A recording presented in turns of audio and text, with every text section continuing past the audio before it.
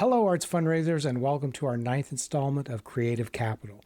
Your board of directors is critical to your fundraising success. We've talked about this very frequently throughout the series. They are responsible for governance, generating resources, advocating for your mission, and helping you connect with the community. And of course, with fundraising. So let's look at some key roles, though. And that first one is the role of the board in fundraising. We know it's important. We've talked about it some. A board's primary role in fundraising is to provide leadership, financial resources, and connections. Some board members should be included in the act of fundraising, while all others should be involved in the process of fundraising. That's keeping donors. But make no mistake, they all should be actively involved. Also, board members should understand their responsibility to contribute to fundraising efforts by making their own gifts and helping solicit others. Now again, that's not all of them. They should all give, but they're not all going to solicit others, but they can help introduce people in important ways. Next, recruiting the right board members to help build your fundraising board. We look for individuals who are passionate about the mission, of course. They have the ability to contribute financially, and they have the connections that can help open doors to other potential donors. Also, professional and civic diversity is key. The more varied your board members' networks are, and the more expertise your organization gains in working with these networks, the better opportunity that you have to raise funds through those diverse sources. Next is setting the expectations for board involvement. This is where a lot of organizations fall down. I won't belabor it, but clarifying the expectations from the onset is really important. Not every organization does this. They almost trick their board members into joining by telling them they don't have to do fundraising, and then suddenly fundraising is thrust upon them. I say, don't do that. Clarify expectations from the outset. Board members should understand that fundraising is a core responsibility, and this could mean setting donation expectations or a specific donation amount per each board member, or having outreach activities defined for them, how they can participate. And lastly, providing training and support to ensure they understand how to engage with donors effectively. It's not enough to say, you're on the board, you need to help us keep donor relationships, and then not equip them. That's not fair, and it's not very effective. Fourth on this is engaging the board in cultivation and stewardship. We had a whole segment on cultivation and stewardship earlier, but just to compress this, board members can play a huge role in donor cultivation and stewardship. We need them. We need board members in these two areas.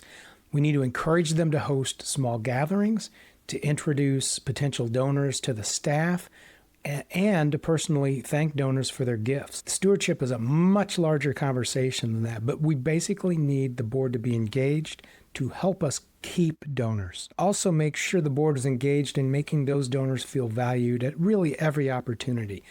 We can't thank people enough to bring them closer to the institution, to show them value, to make sure that they are part of the story. Those are all things that board members can do. Let's take a more tactical look at board involvement in the fundraising program. And in summary, the process involves leaning into your organizational strengths. Sometimes when a board sets its mind to fundraise, they use the wrong lens.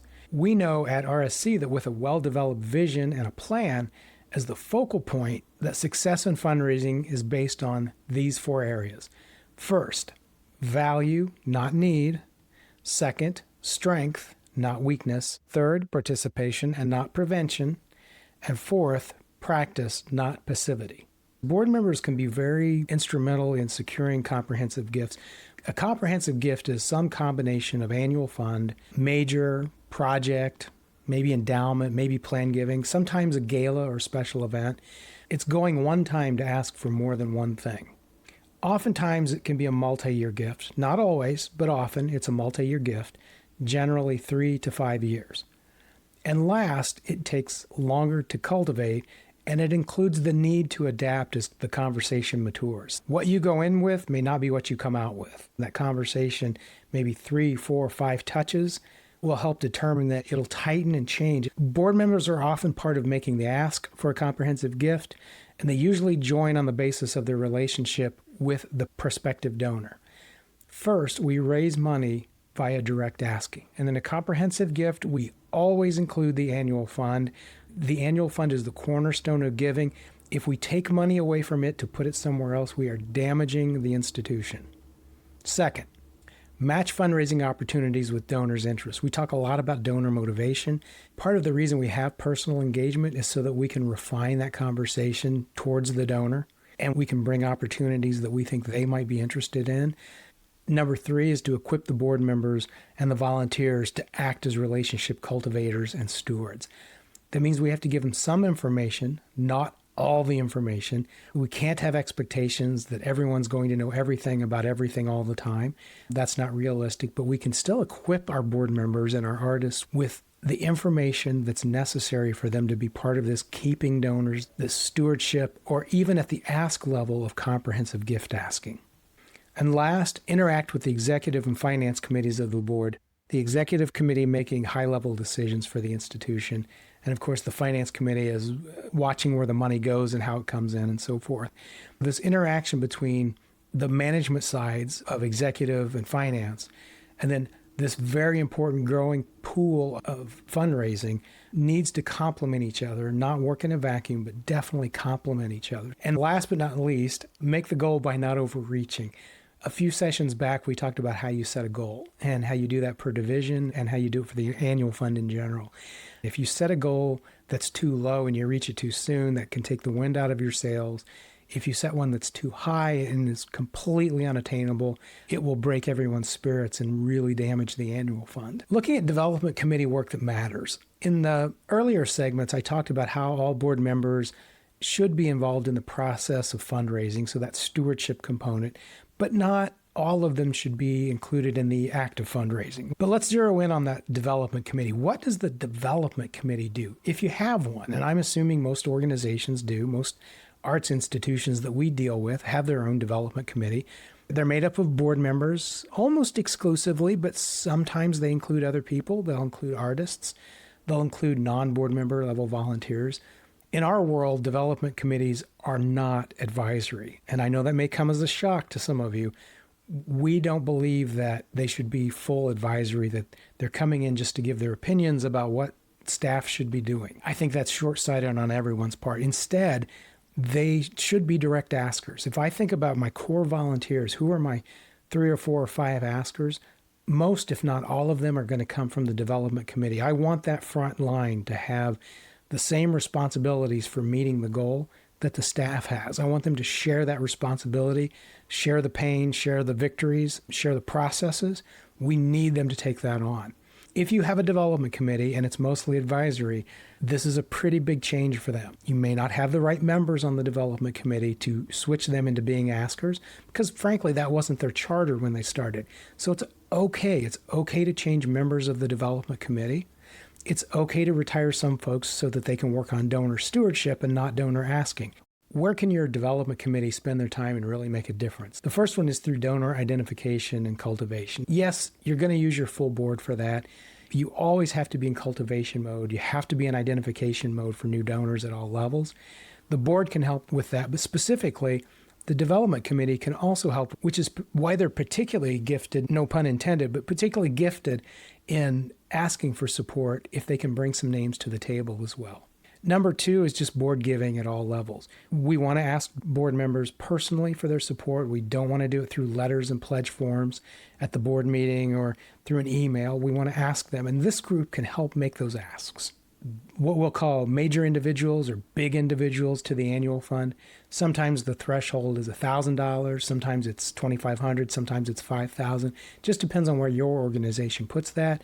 For this example, we use $1,000. Those big individuals who need renewed, maybe some lapsed donors who once gave $1,000 but don't give that much anymore. Maybe for people who fell off from their $1,000 plus gift 3 or 4 years ago and we want to try to reclaim them, bring them back into the family. The development committee can really bring some leverage. Next are big institutional donors. When I say institutional, corporations and foundations for the most part. And if you have the right board members and if you have a couple of business leaders on your development committee, they can help own this segment. Just because this group are the primary askers, at least in the RSC world, they're the primary askers, it doesn't mean they can't or they shouldn't be involved in stewardship. Of course they should, because they help get those donors, they can help keep those donors. But I don't want them to do so much stewardship that it begins to distract them from this process of asking for support. All right, so board actions that equal results. Board members can do a lot of things around fundraising that don't really help fundraising. They don't bring in the results. We want results. We want board members to feel good about their activation, to be quantifiable as much as we possibly can. Part of this is just to say, how can the board members on this committee help the most? And I think that fundraising begins with a simple process of preparation and organization. So the first thing that they can do is really begin to review internal lists. I'm not the biggest fan of saying, bring your own lists and we'll double check them. There's a time and a place for that, but particularly at the beginning of a fiscal year, we need to renew and upgrade current donors at all levels, and the board can be very helpful in that regard. When reviewing internal lists, who do you know? Who might you be able to help us talk with? Who might you steward if you're not an asker? We go through that entire process. Second, frequently submitting names via routine processes. So we want names, we want to accept names from them, but we want some level of qualification. So it's not just, what name have I heard of somebody who might give us money? It's more about, who do I know? Who could I facilitate opening a door for? Who could I begin a conversation with? There are some qualifiers to it that make the chances of success much higher than just to say, what names do we know around town, people who aren't giving, who we should be talking to? It's a much different approach. It's a much more thoughtful, systemized approach that I think you'll find beneficial. And third, actively pursuing name collection. Where do you do that? Fortunately, we're arts organizations. That's the best place to actively pursue name collection. We want people who know us, like us, and trust us, and that's the main place to go. Now, if board members bring other relationships that they can qualify of people who aren't necessarily consumers, but believe, for instance, that there are certain things in the community worth supporting and that your organization might be one of them, that is absolutely a qualifier. To me, that qualifies some conversation about how can we get closer with them and maybe begin to cultivate and seek out whether or not they would be interested in supporting us. Moving on, cultivate new and upgraded prospects. Yes, after we identify them, we cultivate them. If you think about that flywheel that we showed earlier, that first step is to identify. We've got different ways of doing that. And through identification and qualification, then we'll cultivate them. We'll create and use an ever-growing list of opportunities. It's another great thing, I think, about being an arts organization. You can do all sorts of things, and you're already involved in so many activities that creating something that would be donor-facing or prospect-facing is pretty easy, given the volume of art that you present and the amount of work that you do to present it. So there are all sorts of things in that line. That growing list can be what we do, performances and education programs. There are natural ways to introduce new prospects to it. You can create and use your list of opportunities. Now, you're already a busy organization. You're already producing lots and lots of art. So the idea is, of course, what can you tack onto that you're already doing where you could bring a donor or a prospective donor and begin to show them what you do, why it's important, and so forth. Next, we want you to map prospects from where they are to where you want them to be. They could be at zero and you want them at $1,000. That's a starting point. So to say, they're at zero, we want them at 1,000, what are the steps necessary to get them from there to here? Or they could be a renewing donor. It could be someone who, let's say they've given $1,000 for several years, and we really want to find a way to help increase the value of the organization enough that maybe they'll give $2,500, or maybe we know something that would qualify them or inspire them to give $5,000. There are things that you might learn about them that help map from where they are to where you would like them to be. You might find out that there's a new CEO in town for a for-profit company, and they were on the board of their symphony orchestra in the previous town, or that they actually perform, or they're a visual artist. Those are the leverage points then that begin to help you map out, here's where they are, here's where we would like them to be, and what are some key points that we have that then we can attract them to through activities that we do. And next, I'd just say use all your resources. As an arts organization, you really do have a lot of resources. You have performances, events, exhibitions, classes. You have outreach, community engagement, partnerships. There's all sorts of things that you do. Most often, I find that from a development standpoint, those are underutilized.